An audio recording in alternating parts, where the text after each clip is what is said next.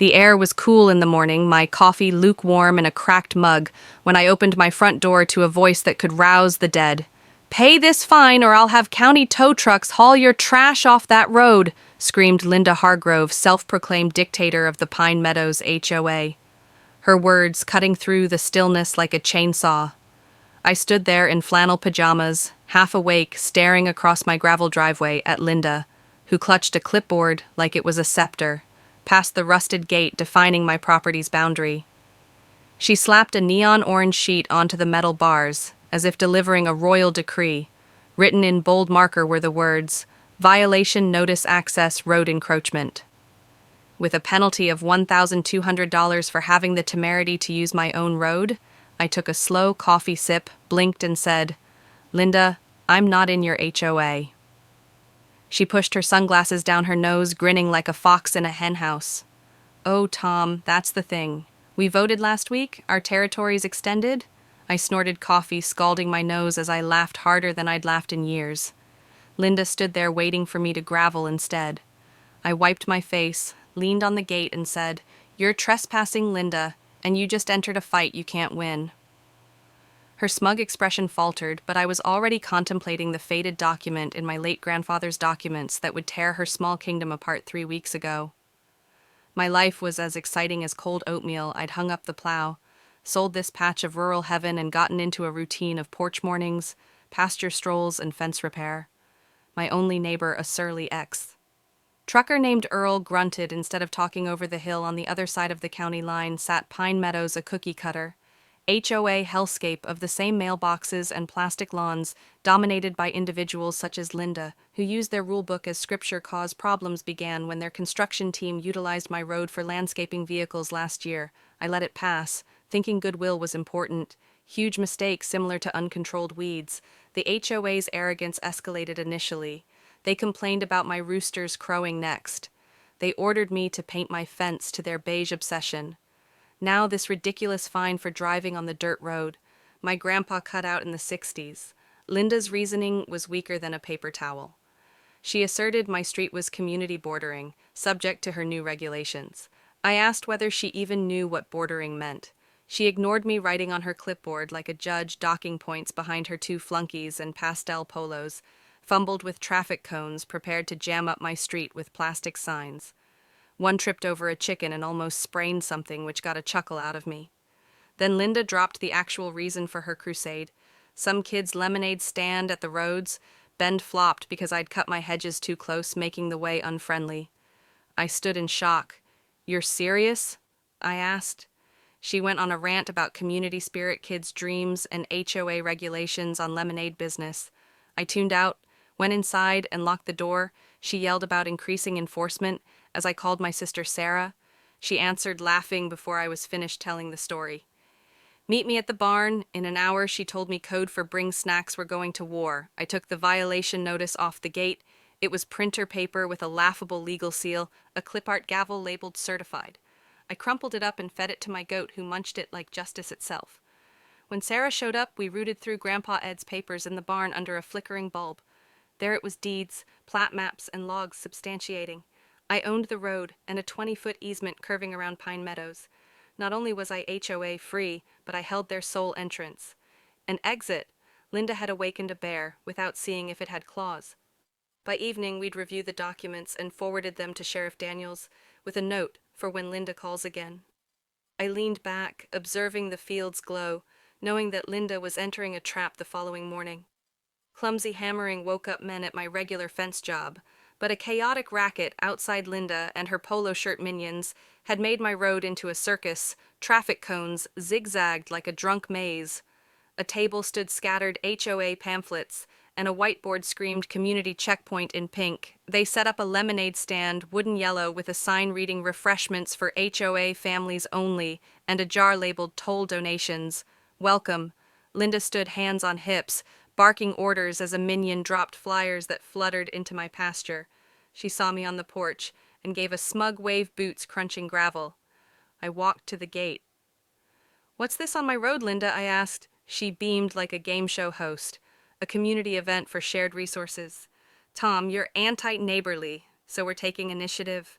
I glared at the toll jar, the cones the stand, so you're charging folks to visit my property. Her finger wagged freely. Donations.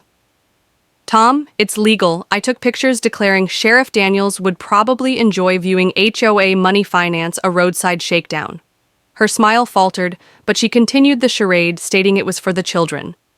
By lunchtime, HOA homeowners pulled up in golf carts and SUVs, confused but loyally dropping cash into the jug for lemonade.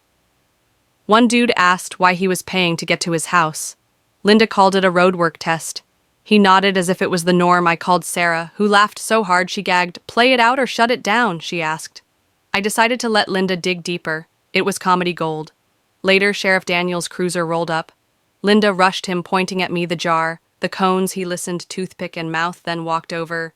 Nice day for a lemonade war, Tom? He asked. I smiled. Want a tour of my toll-free road? He laughed and asked Linda for a plat indicating HOA jurisdiction. She gave him a highlighted Google Maps printout. Daniels hardly looked at it. Got anything official? Linda stuttered about her husband printing papers. Daniels cautioned her about setting up on my land again, referencing trespassing, and drove away with a grin. An HOA member videotaped it, and the video went viral locally. At night, the cone's stand and table were absent, but Linda wasn't finished as she departed. She hissed, the board will take care of this, tires spitting gravel next morning. Silence felt ominous.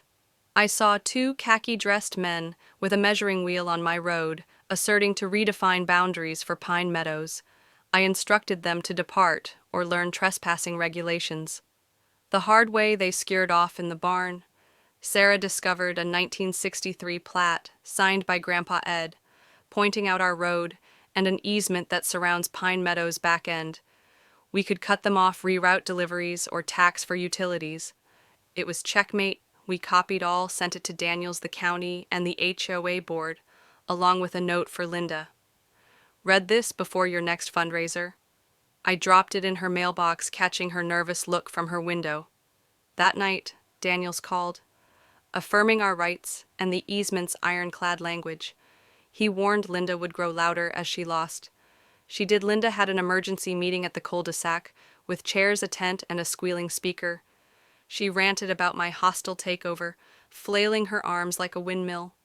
She suggested suing me to make the road a community utility, handing out phony ballots. A resident demanded proof of HOA ownership. She froze. Another questioned her unelected presidency. The crowd turned. The meeting leaked online, sparked comments such as, "Not in your HOA, Linda." 2 days later, Linda blocked a FedEx truck.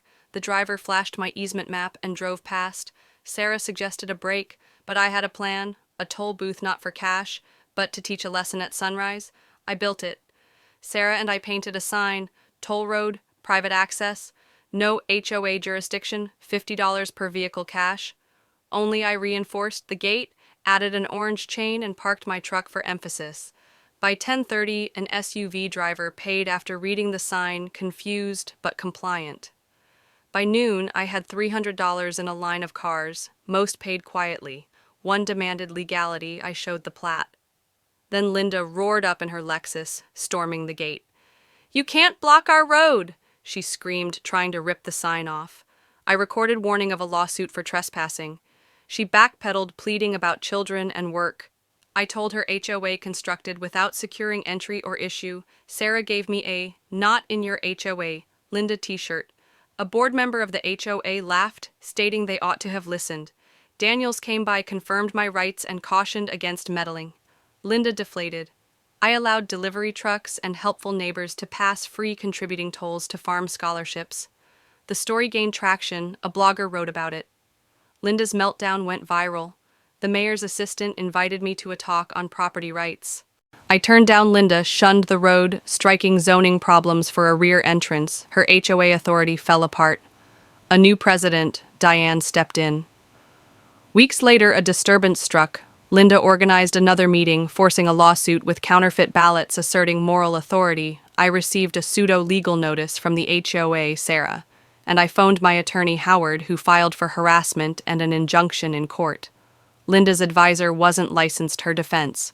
Mere pamphlets and rants. The judge ruled in my favor, Granting the injunction, the HOA apologized, admitting Linda's unelected role. Diane requested limited road access. I agreed. If they acknowledged my property's independence one afternoon, Daniels brought a letter and USB from Linda. Her video apologized, admitting my ownership and her overreach, and announced her HOA exit. Sarah smirked, wondering why she caved. Court neighbors or exhaustion residents brought pies and help with fences. Kids sent thank you notes for biking on the road. I swapped the toll sign for one reading entry, by permission, respect private property. Sarah sold not in your HOA Linda merch, a local hit. Linda gardened quietly, avoiding my road. The gate stood firm open most days as neighbors waved respectfully. One spring morning, Sarah brought a county letter confirming my ownership. We laughed about burying it for future cars. I stood by the gate, sun setting, thinking of Grandpa Ed. The road was mine. Not just legally, but as a testament to standing firm, quiet and unmoved against those who cross lines they don't